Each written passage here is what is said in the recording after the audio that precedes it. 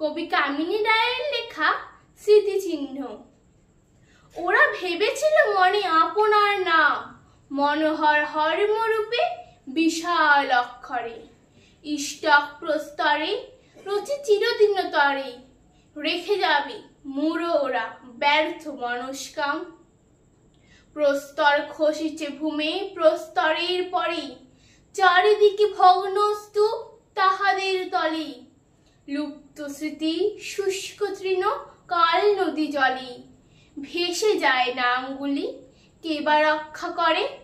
মানব হৃদয় ভূমি করে অধিকার, করেছে প্রতিষ্ঠা যারা দৃঢ় সিংহাসন।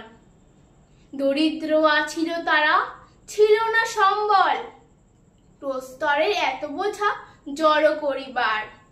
তাদের রাজত্ব হেরো অক্ষুণ্ণ কেমন, কাল স্রোতে ধৌত নাম নিত্য সমুজ্জ্বল। নমস্কার।